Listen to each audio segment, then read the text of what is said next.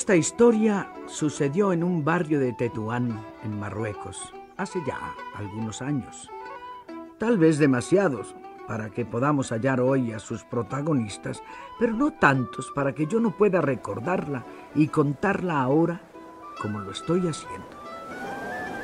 Sucedió en una callejuela empedrada de casas sencillas y muros encalados, en la que hombres y mujeres vendían especies, perfumes, tejidos de vistosos colores y remedios contra cualquier dolencia del mundo, mientras los ancianos sorbían té con hierbabuena y apuraban unas enormes pipas de agua.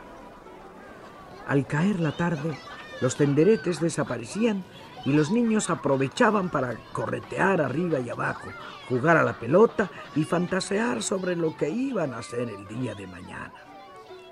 Algunos soñaban con ser comerciantes o artesanos como sus padres, otros en convertirse en guerreros o héroes como en los cuentos.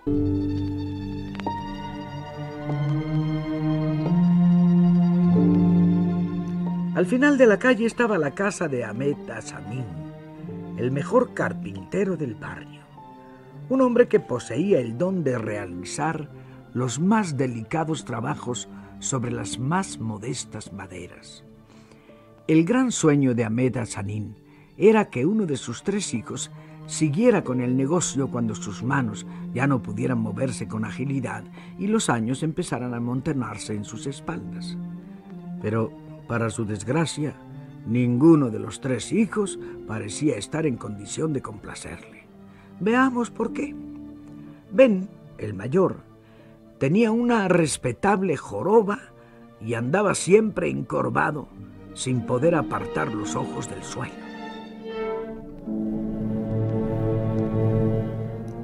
A Salim, el segundo, le ocurría justamente lo contrario. Tenía el cogote pegado a la espalda y siempre caminaba hacia atrás, con la mirada perdida en el cielo.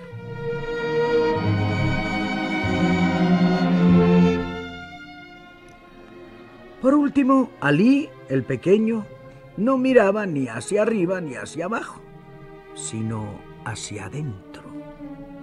Es decir, siempre estaba tan embebido en sus propios pensamientos que no le importaban las piedras que pisaba ni las estrellas del cielo. Así eran sus hijos, por lo que Ahmed Hassanin veía muy difícil que alguno de ellos se dedicara a trabajar la madera como él lo había hecho durante tantos años.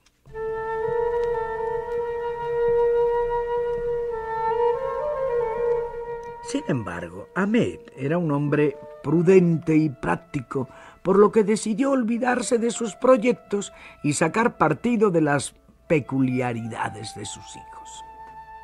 A Ben, el jorobado, le puso de aprendiz en el taller de un zapatero remendón.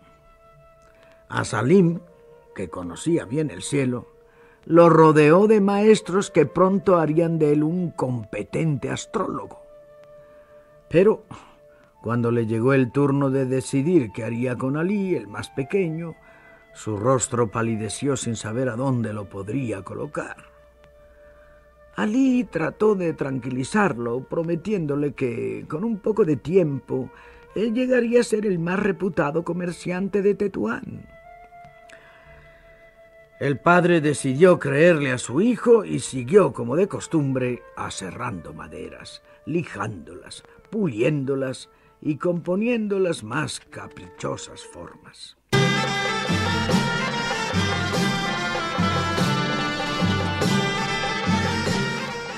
El tiempo pasó, y mientras Ben el jorobado se convertía en un zapatero experto y el nombre de Salim era reclamado en todas las ciudades de Marruecos, Ali no daba muestras de tener alguna inclinación hacia el trabajo.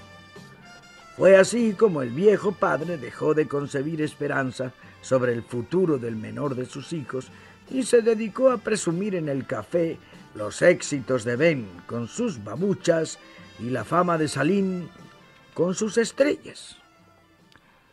Hasta que un día...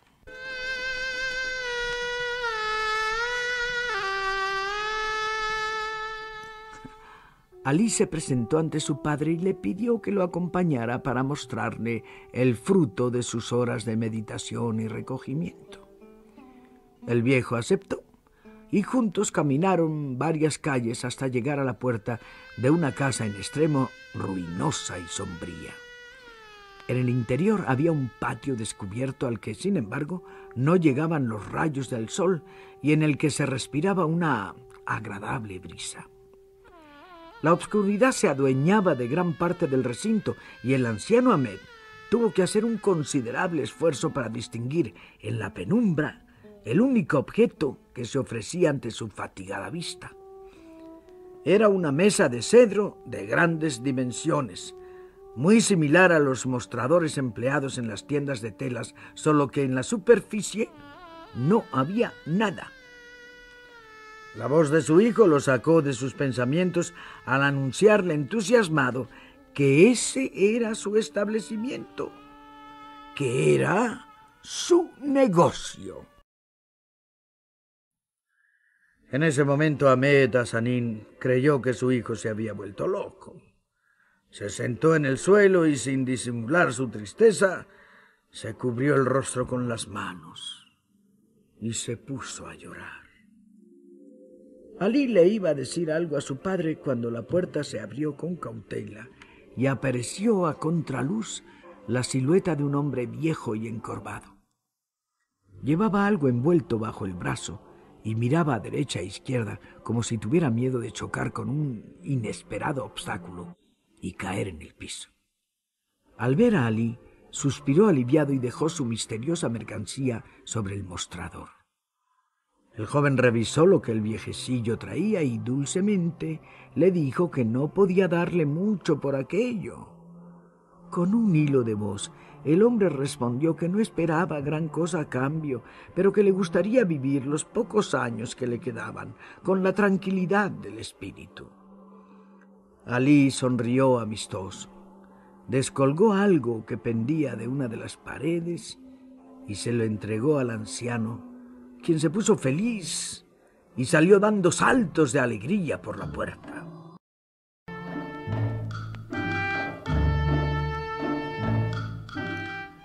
El viejo Ahmed Hassanin estaba asombrado de aquella extraña transacción que acababa de presenciar. Pero se admiró aún más cuando vio entrar a un muchacho de porte distinguido y prepotente, quien, sin decir palabra, sacó unas tijeras de uno de sus bolsillos, se inclinó y empezó a recortar algo que el viejo Ahmed no pudo distinguir con claridad. Alí le preguntó al joven si estaba seguro de lo que iba a hacer. Este ni siquiera se molestó en responder y siguió cortando. Cuando terminó de dar el último tijeretazo, Ahmed pudo ver la sombra del joven que se erguía ufana sobre el mostrador, con desprecio. Alí sacó un fajo de billetes y se los entregó al desconocido, quien, sin dar las gracias, se retiró del lugar.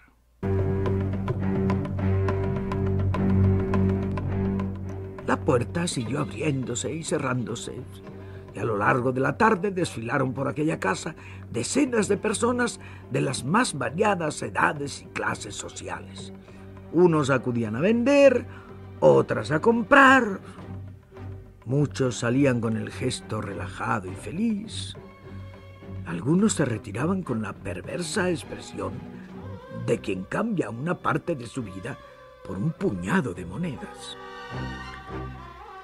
El viejo Ahmed no se atrevió a preguntarle nada a su hijo, ni a pronunciar palabra, ni siquiera a moverse del rincón en el que se había sentado. Pero cuando Alí cerró la puerta del establecimiento, no pudo contener más su curiosidad y le preguntó a su hijo de qué trataba ese negocio. Alí, con toda la tranquilidad del mundo, le respondió a su padre que su negocio consistía simplemente en un negocio, en un comercio de sombras.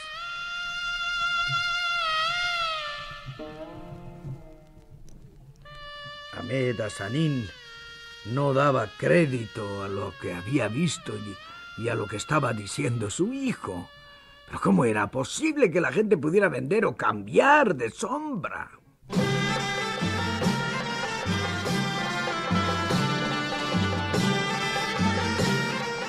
Durante algún tiempo el viejo Ahmed descuidó sus labores y empeñó sus días en pasear por el barrio de Tetuán.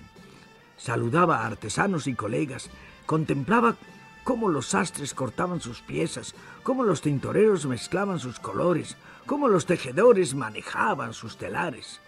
Sin embargo, a todos los veía con ojos diferentes y empezó a notar algunos pequeños efectos que lo dejaron sorprendido. Un día fue un mendigo mugroso y harapiento, cuya sombra, sin embargo, reunía todo el esplendor de un sultán de leyenda. Vio también a un alto funcionario por todos respetado, pero nada halló sobre el camino que pudiera recordarle la dignidad de su apostura. El viejo Ahmed estaba sorprendido y entonces dio gracias a Dios porque le había dado 3 hijos destacados: Ben, un artesano de renombre; Salim, un hombre de ciencia; y sobre todo Alí, un sabio.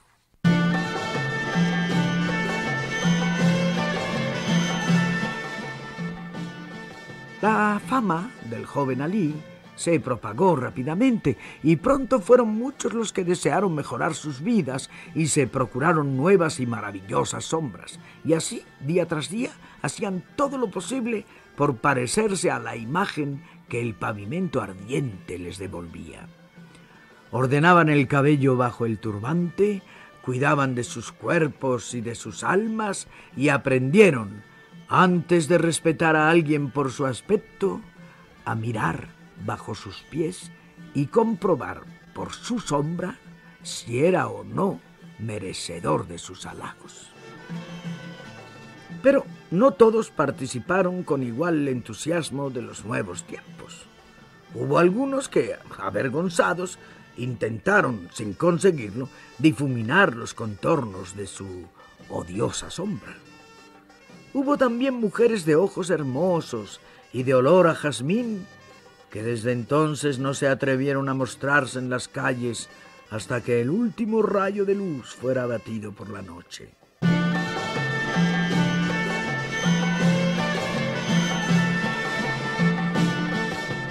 Pero, como les decía, esto pasó hace ya algún tiempo.